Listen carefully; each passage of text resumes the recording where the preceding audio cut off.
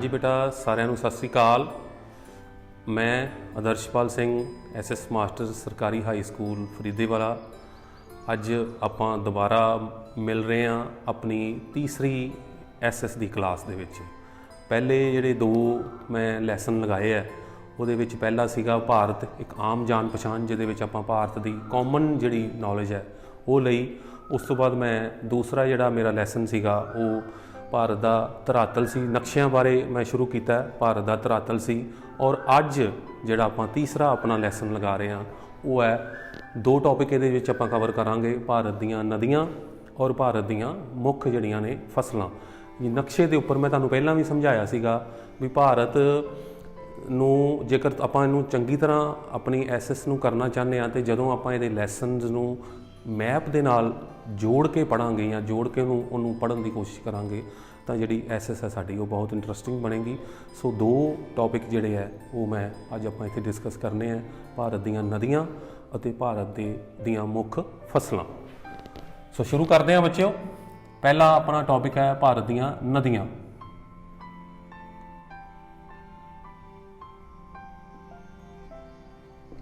जिमें कि मैं तुहानू पिछले लैसन च भी समझाया सीगा भी जदों तुहानू पेपर दे विच एक खाली मैप इस तरह का मिलेगा तो इस नूं तुसी थोड़ा जिहा इहदी डेकोरेशन जिहड़ी है वो कर देनी है। तुसी सब तो पहला उपर तुसी इहदी कंपस बनाओगे, north south east and west. फिर इहदे आस पास भारत दे साडे की कुछ है, किहड़े कंट्री ने की किहड़ा इनू खाड़ियाँ लगदियां ने वो आप लिख देंगे। चीन इधरले बन्ने वैसट च पाकिस्तान, ये बांग्लादेश। जदों तुसी भी प्रैक्टिस करनी है चाहे घर दे विच ते ये तुसी बार बार लिखना है म्यांमार, ताकि तुहाडा जिहड़ा हत्थ है वो बिल्कुल टिक जे, तुहानूं याद होवे भी ये असीं भर के आना पेपर दे विच भी। इस तो बाद अरब सागर,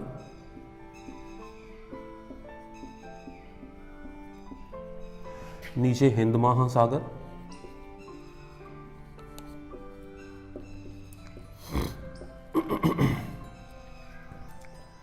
खाड़ी बंगाल या बंगाल दी खाड़ी,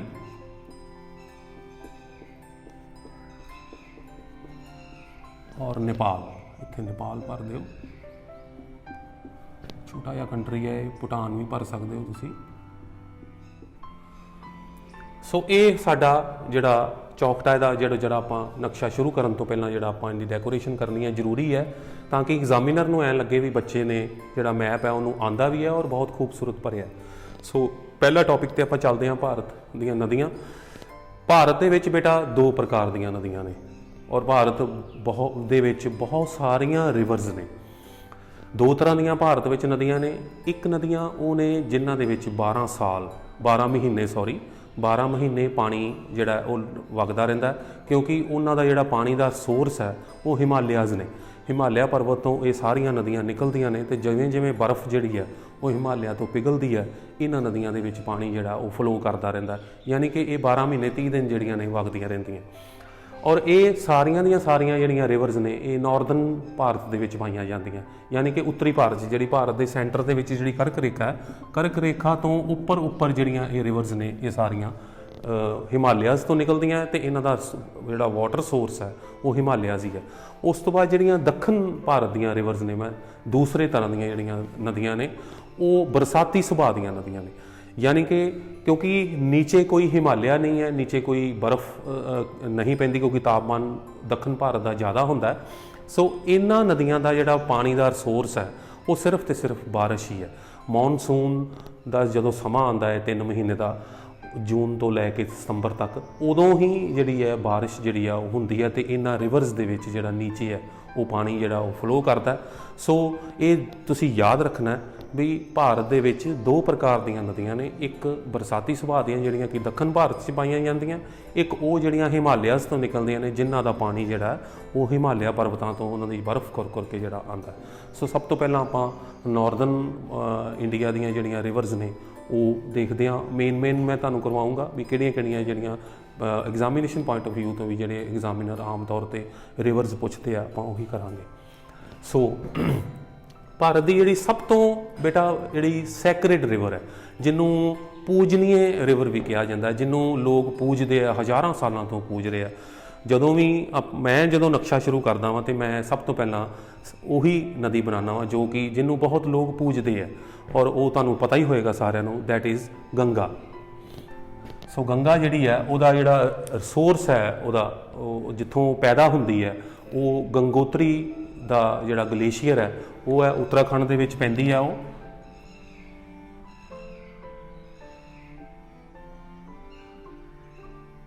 ਔਰ ਬਿਹਾਰ ਤੋਂ ਹੁੰਦੀ ਹੋਈ ਇਹ ਬੰਗਲਾਦੇਸ਼ ਥਾਨੀ ਖਾੜੀ ਬੰਗਾਲ ਦੇ ਵਿੱਚ ਮਿਲ ਜਾਂਦੀ ਹੈ। ਦਿਸ ਇਜ਼, ਮੈਂ ਇਹਦਾ ਨਾਮ ਹੀ ਲਿਖ ਦਿੰਦਾ, ਗੰਗਾ।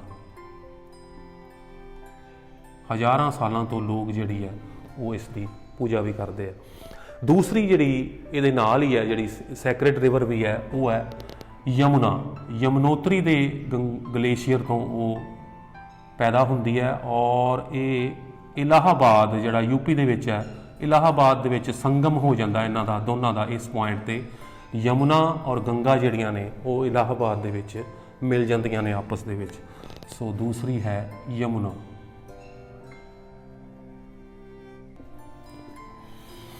ਇਸ ਤੋਂ ਬਾਅਦ ਇਹ ਦੋ ਰਿਵਰਸ ਤੋਂ ਬਾਅਦ ਜਿਹੜੀ ਭਾਰਤ ਦੀ ਸਭ ਤੋਂ ਵੱਡਾ ਦਰਿਆ ਵੀ ਹੈ, ਵੱਡਾ ਰਿਵਰ ਹੈ, ਜਿੰਦਾ ਜਿਹੜਾ ਕਿ ਹਰ ਸਾਲ 2-3 ਸੂਬਿਆਂ ਦੇ ਵਿੱਚ, ਸਾਡੇ ਸਟੇਟਸ ਦੇ ਵਿੱਚ ਫਲੱਡ ਦਾ ਕਾਰਨ ਵੀ ਬਣਦਾ ਹੈ, ਉਹ ਹੈ ਬ੍ਰਹਮਪੁੱਤਰਾ, ਜੋ ਕਿ ਚਾਈਨਾ ਦੇ ਵਿੱਚੋਂ ਗਲੇਸ਼ੀਅਰ ਚੋਂ ਪੈਦਾ ਹੁੰਦਾ ਹੈ, ਔਰ ਇਹ ਅਰੁਣਾਚਲ ਪ੍ਰਦੇਸ਼ ਚੋਂ ਇਹ ਭਾਰਤ ਦੇ ਵਿੱਚ ਐਂਟਰ ਕਰਦੀ ਹੈ, ਔਰ ਅਸਾਮ ਹੁੰਦੀ ਹੋਈ ਬੰਗਲਾਦੇਸ਼ ਥਾਨੀ ਇਹ ਵੀ ਖਾੜੀ ਬੰਗਾਲ ਦੇ ਵਿੱਚ ਮਿਲ ਜਾਂਦੀ ਹੈ। ਇਹ ਹੈ ਬ੍ਰਹਮਪੁੱਤਰਾ।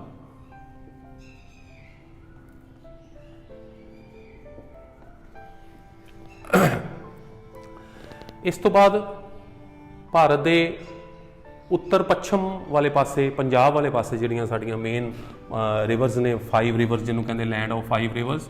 ਸਭ ਤੋਂ ਪਹਿਲਾਂ ਆਪਾਂ ਬਣਾਉਂਦੇ ਹਾਂ ਸਤਲੁਜ। ਮੈਂ ਲਿਖ ਦਿੰਦਾ ਸਤਲੁਜ।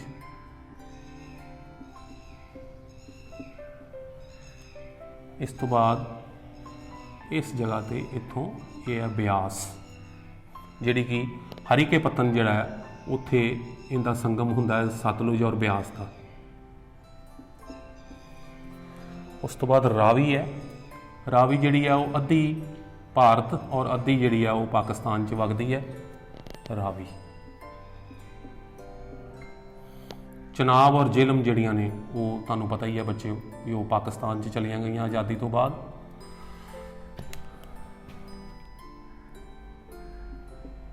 ਚਨਾਬ ਤੇ ਜੇਹਲਮ,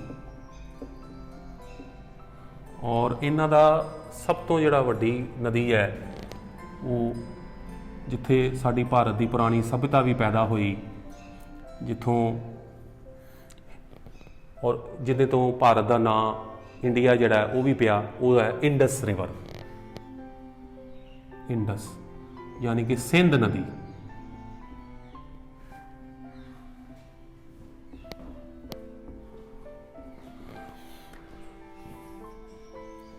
ਕੁਛ ਇਹਨਾਂ ਦੀਆਂ ਸਹਾਇਕ ਨਦੀਆਂ ਨੇ, ਮੈਂ ਇੱਕ ਦੀ ਸਹਾਇਕ ਨਦੀ ਦੀ ਵੀ ਕਰਦਾ। ਯਮੁਨਾ ਦੀ ਜਿਵੇਂ ਸਹਾਇਕ ਨਦੀ ਹੈ ਚੰਬਲ।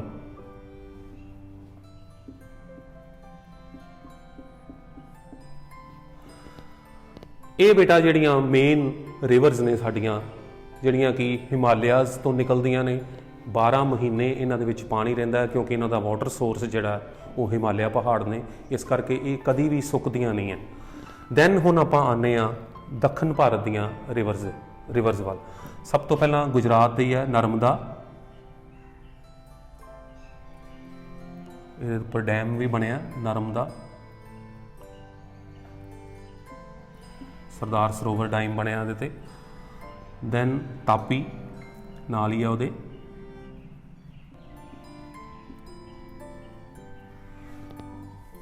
ਇੱਧਰਲੇ ਬੰਨੇ ਹੈ ਉੜੀਸਾ ਦੇ ਵਿੱਚ ਮਹਾਨਦੀ।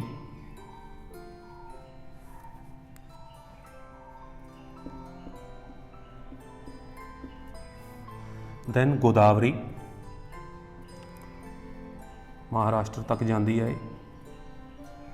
ਨਾਂਦੇੜ ਸਾਹਿਬ ਜਿਹੜਾ ਉਹ ਗੋਦਾਵਰੀ ਦੇ ਕਿਨਾਰੇ ਦੇ ਉੱਪਰ ਹੀ ਸਥਿਤ ਹੈ ਗੁਰਦੁਆਰਾ ਸਾਹਿਬ। गोदावरी। उस तो बाद कृष्णा और कावेरी।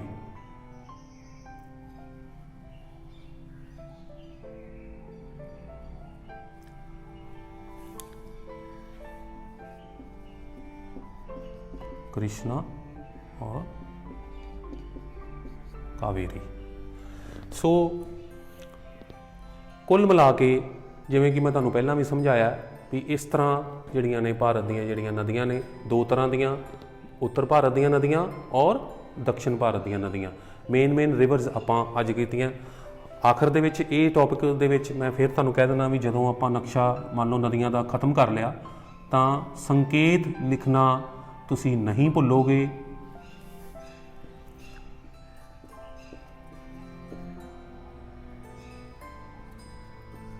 ਇਹਦੇ ਵਿੱਚ ਆਪਾਂ ਬਲੂ ਕਲਰ ਦੇ ਨਾਲ ਰਿਵਰ ਦਿਖਾਈਆਂ ਜਦੋਂ ਤੁਸੀਂ, ਔਰ ਇਹਨੂੰ ਆਪਾਂ ਲਿਖ ਦਿਆਂਗੇ ਨਦੀਆਂ। ਹੁਣ ਐਗਜ਼ਾਮੀਨਰ ਜਦੋਂ ਤੁਹਾਡੀਆਂ ਰਿਵਰਸ ਚੈੱਕ ਕਰੇਗਾ ਤੇ ਉਹਨੂੰ ਇਹ ਆਸਾਨੀ ਨਾਲ ਪਤਾ ਲੱਗ ਜਾਏਗਾ ਵੀ ਨੀਲੇ ਰੰਗ ਦੇ ਨਾਲ ਜਿਹੜੀਆਂ ਲਾਈਨਸ ਮਾਰੀਆਂ ਹੋਈਆਂ ਉਹ ਨਦੀਆਂ ਦੀਆਂ। ਇੱਕ ਮੈਂ ਹੋਰ ਥੋੜ੍ਹਾ ਦੱਸ ਦਿਆਂ ਵੀ ਜਦੋਂ ਤੁਸੀਂ ਪੇਪਰ ਦੇ ਵਿੱਚ ਵੀ ਮੰਨ ਲਓ ਤੁਹਾਨੂੰ ਤੁਸੀਂ ਐਗਜ਼ਾਮ ਦੇ ਵਿੱਚ ਬੈਠੇ ਹੋ ਔਰ ਪੇਪਰ ਦੇ ਵਿੱਚ ਵੀ ਰਿਵਰਸ ਆ ਗਈਆਂ ਤੇ ਮੈਂ ਤੁਹਾਨੂੰ ਤਾਂ ਹੀ ਕਹਿ ਰਿਹਾ ਵੀ ਕਲਰ ਪੈਨਸਿਲ ਤੁਸੀਂ ਲੈ ਕੇ ਜਾਓ। ਰਿਵਰਸ ਦਾ ਪਾਣੀ ਜਿਹੜਾ ਆਮ ਤੌਰ 'ਤੇ ਆਪਾਂ ਪਾਣੀ ਜਿਹੜਾ ਹੈ ਉਹ ਨਕਸ਼ੇ ਦੇ ਵਿੱਚ ਵੀ ਉਹ ਨੀਲੇ ਕਲਰ ਦਾ ਹੀ ਦਿਖਾਉਂਦੇ ਆ। ਸੋ ਤੁਸੀਂ ਜਦੋਂ ਬਲੂ ਕਲਰ ਦੀ ਪੈਨਸਿਲ ਦੇ ਨਾਲ ਰਿਵਰਸ ਭਰੋਗੇ ਪੇਪਰ ਦੇ ਵਿੱਚ ਤਾਂ ਉਹ ਬਹੁਤ ਇਫੈਕਟਿਵ ਲੱਗਣਗੀਆਂ ਮਤਲਬ ਐਗਜ਼ਾਮੀਨਰ ਨੂੰ। ਸੋ ਇਹ ਮੇਰਾ ਆਪਾਂ ਪਹਿਲਾ ਟੌਪਿਕ ਸੀ। ਦੂਸਰਾ ਆਪਾਂ ਇਹਦੇ ਵਿੱਚ ਹੀ ਨਾਲ ਥੋੜ੍ਹਾ ਜਿਹਾ ਕਰਨਾ ਭਾਰਤ ਦੀਆਂ ਮੁੱਖ ਫਸਲਾਂ।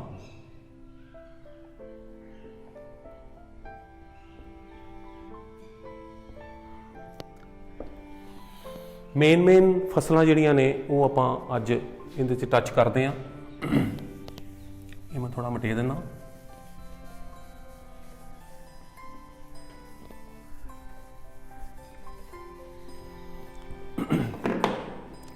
ਸਭ ਤੋਂ ਪਹਿਲਾਂ ਬੱਚਿਓ ਭਾਰਤ ਦੀ ਜਿਹੜੀ ਮੁੱਖ ਫਸਲ ਹੈ ਉਹ ਦੋ ਹੀ ਮੇਨ ਫਸਲਾਂ ਨੇ, ਕਣਕ ਤੇ ਚਾਵਲ, ਜਿਹੜੀਆਂ ਕਿ ਭਾਰਤ ਦੀਆਂ ਮੇਨ ਫਸਲਾਂ ਨੇ। ਔਰ ਮੁੱਖ ਫਸਲ ਕਣਕ ਜਿਹੜੀ ਹੈ ਸਾਡੀ ਹੈ। ਪੰਜਾਬ, ਹਰਿਆਣਾ, ਉੱਤਰ ਪ੍ਰਦੇਸ਼, ਕੁਛ ਹਿੱਸਾ ਮੱਧ ਪ੍ਰਦੇਸ਼ ਦਾ, ਰਾਜਸਥਾਨ ਦਾ, ਇਹ ਜਿਹੜਾ ਮੈਂ ਤੁਹਾਨੂੰ ਬਾਉਂਡਰੀ ਲਗਾਈ ਹੈ ਇਸ ਹਿੱਸੇ ਦੇ ਵਿੱਚ ਕਣਕ ਜਿਹੜੀ ਹੈ ਭਾਰਤ ਦੀ ਉਹ ਸਭ ਤੋਂ ਜ਼ਿਆਦਾ ਪੈਦਾ ਕੀਤੀ ਜਾਂਦੀ ਹੈ। ਸੋ ਆਪਾਂ ਇਸ ਤਰ੍ਹਾਂ ਥੋੜ੍ਹੇ ਜਿਹੇ ਇਹਦੇ ਸਿੱਟੇ ਦਿਖਾ ਦਿੰਦੇ ਹਾਂ ਕਣਕ ਦੇ। ਔਰ ਇਹ ਜੇਕਰ ਮੈਂ ਤੁਹਾਨੂੰ ਪਿਛਲੇ ਨਕਸ਼ੇ ਨਾਲ ਥੋੜ੍ਹਾ ਜੋੜਾਂ ਤੇ ਇਹ ਉਹੀ ਹਿੱਸਾ ਹੈ ਭਾਰਤ ਦਾ ਜਿਹੜਾ ਉੱਤਰੀ ਮੈਦਾਨ ਹੈ। ਮੈਂ ਤੁਹਾਨੂੰ ਪਹਿਲਾਂ ਵੀ ਕਿਹਾ ਸੀ ਵੀ ਉੱਤਰ ਦੇ ਜਿਹੜੇ ਮੈਦਾਨ ਨੇ ਉਹ ਬਹੁਤ ਉਪਜਾਊ ਨੇ। ਭਾਰਤ ਦੇ ਉਹ ਅੰਨ ਭੰਡਾਰ ਜਿਹੜੇ ਆ ਉਹ ਉੱਤਰ ਦੇ ਮੈਦਾਨ ਹੀ ਭਰਦੇ ਆ ਸਾਡੇ। ਸੋ ਇਸ ਤਰ੍ਹਾਂ ਤੁਸੀਂ ਪੇਪਰ ਦੇ ਵਿੱਚ ਵੀ ਮੰਨ ਲਓ ਤੁਹਾਨੂੰ ਪੇਪਰ ਦੇ ਵਿੱਚ ਵੀ ਉਹ ਕਣਕ ਦਾ ਖੇਤਰ ਆ ਜਾਂਦਾ ਵੀ ਕਣਕ ਦਾ ਖੇਤਰ ਦਿਖਾਓ ਭਾਰਤ ਦੇ ਨਕਸ਼ੇ 'ਤੇ, ਤਾਂ ਤੁਸੀਂ ਇਸ ਤਰ੍ਹਾਂ ਜੇਕਰ ਉਹਦੇ ਸਿੱਟੇ ਦਿਖਾ ਦਿਓਗੇ ਤਾਂ ਉਹ ਤਾਂ ਹੀ ਮੈਂ ਤੁਹਾਨੂੰ ਬਾਰ-ਬਾਰ ਕਹਿ ਰਿਹਾ ਵੀ ਬੱਚੇ ਜਿਹੜੇ ਆ ਉਹ ਬਾਲ ਪੈਨ ਨਾਲ ਹੀ ਨਕਸ਼ੇ ਭਰਨ ਲੱਗ ਪੈਂਦੇ ਆ। ਇਸ ਤਰ੍ਹਾਂ ਤੁਸੀਂ ਨਹੀਂ ਕਰਨਾ, ਬਕਾਇਦਾ ਕਲਰ ਪੈਨਸਿਲ ਲੈ ਕੇ ਜਾਣੀ ਆ ਔਰ ਉਹਨੂੰ ਬਿਊਟੀਫਾਈ ਬਣਾਉਣਾ ਤੁਸੀਂ ਬਹੁਤ। ਇਹ ਹੈ ਕਣਕ ਦਾ ਖੇਤਰ। ਹੁਣ ਇਸੇ ਵਿੱਚ ਹੀ ਦੋ ਤਿੰਨ ਫਸਲਾਂ ਹੋਰ ਆਪਾਂ ਇਹਦੇ ਵਿੱਚ ਐਡ ਹੋ ਜਾਣਗੇ ਜਦੋਂ ਤੁਹਾਨੂੰ ਇਹ ਪਤਾ ਲੱਗ ਗਿਆ। ਮੰਨ ਲਓ ਉਹ ਤੁਹਾਨੂੰ ਕਣਕ ਦੇ ਨਾਲ ਨਾਲ, ਇਹ ਤਾਂ ਕਣਕ ਹੋ ਗਿਆ ਨਾ, ਇੱਥੇ ਆਪਾਂ ਬਣਾ ਦਿੰਦੇ ਹਾਂ ਕਣਕ। ਕਣਕ ਦੇ ਨਾਲ ਨਾਲ ਗੰਨਾ। ਗੰਨਾ ਜੇਕਰ ਪੁੱਛ ਲੈਂਦਾ ਤਾਂ ਵੀ ਤੁਸੀਂ ਇਹੀ ਏਰੀਆ ਦਿਖਾਣਾ ਹੈ ਗੰਨੇ ਦਾ ਵੀ। ਉਹ ਦਾਲਾਂ ਪੁੱਛ ਲੈਂਦਾ ਤਾਂ ਵੀ ਤੁਸੀਂ ਇਹੀ ਏਰੀਆ ਦਿਖਾ ਦੇਣਾ, ਕਿਉਂਕਿ ਗੰਨਾ ਜਿਹੜਾ ਉਹ ਸਭ ਤੋਂ ਵੱਧ ਉੱਤਰ ਪ੍ਰਦੇਸ਼ 'ਚ ਹੁੰਦਾ। ਸੋ ਤਿੰਨ ਫਸਲਾਂ ਜਿਹੜੀਆਂ ਨੇ ਇਹ ਬਾਜਰਾ, ਈਵਨ ਬਾਜਰਾ ਵੀ, ਚਾਰ ਫਸਲਾਂ ਜਿਹੜੀਆਂ ਤੁਸੀਂ ਆਰਾਮ ਨਾਲ ਇਸ ਜਗ੍ਹਾ ਦੇ ਉੱਪਰ ਦਿਖਾ ਸਕਦੇ ਹੋ। ਉਸ ਤੋਂ ਬਾਅਦ ਦੂਸਰੀ ਫਸਲ ਜਿਹੜੀ ਮੈਂ ਮੇਨ ਤੁਹਾਨੂੰ ਕਹੀ ਹੈ ਉਹ ਹੈ ਚੌਲ। ਚੌਲ ਬੇਟਾ ਵੈਸੇ ਸਭ ਤੋਂ ਜ਼ਿਆਦਾ ਜਿਹੜੇ ਆ ਉਹ ਪੱਛਮੀ ਬੰਗਾਲ ਪੈਦਾ ਕਰਦਾ ਹੈ। ਪੰਜਾਬ ਦੇ ਵਿੱਚ ਵੀ ਪਾਏ ਜਾਂਦੇ ਆ ਔਰ ਪੱਛਮੀ ਬੰਗਾਲ 'ਚ ਵੀ। ਚੌਲਾਂ ਲਈ ਆਪਾਂ ਥੋੜ੍ਹਾ ਜਿਹਾ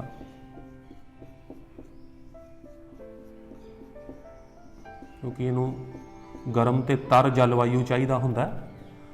ਇੱਥੇ ਆਪਾਂ ਸੰਕੇਤ, ਚਲੋ ਇਹ ਬਾਅਦ ਚ ਭਰ ਲਾਂਗੇ ਸੰਕੇਤ। ਚਾਵਲ, ਚੌਲ।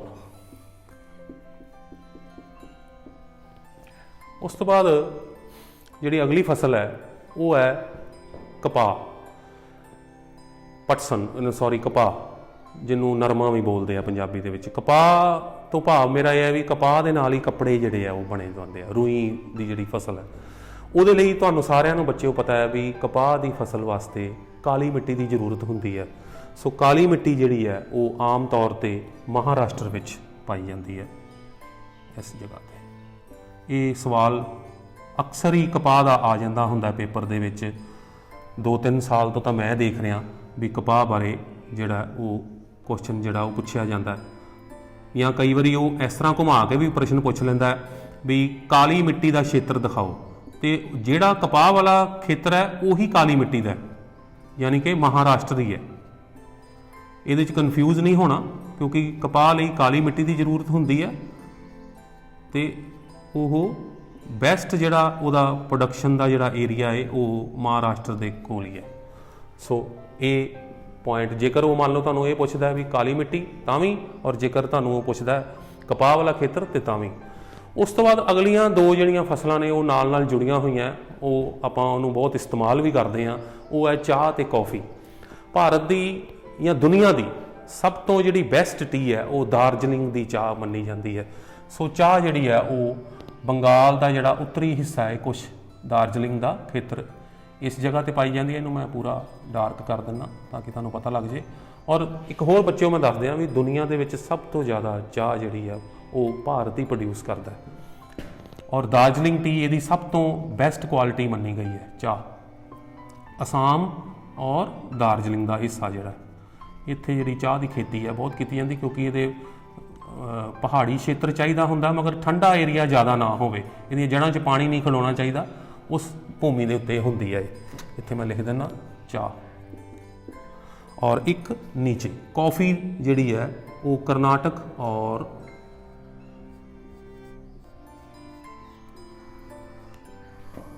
ਇਹ ਹੈ ਕੌਫੀ।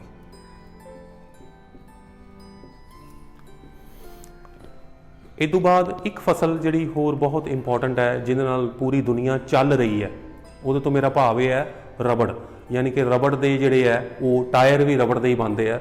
ਰਬੜ ਭਾਰਤ ਦੇ ਵਿੱਚ ਇੱਕੋ ਹੀ ਸੂਬਾ ਪੈਦਾ ਕਰਦਾ ਹੈ ਔਰ ਉਹ ਹੈ ਕੇਰਲਾ। ਇਹ ਹੈ ਰਬੜ। ਹੁਣ ਇਸੇ ਨੂੰ ਜੇਕਰ ਆਪਾਂ ਇਹਦੇ ਤੇ ਕਰਨਾ ਹੋਵੇ ਤਾਂ ਇਹ ਆਪਾਂ ਚੌਲਾਂ ਦਾ ਬਣਾਤਾ।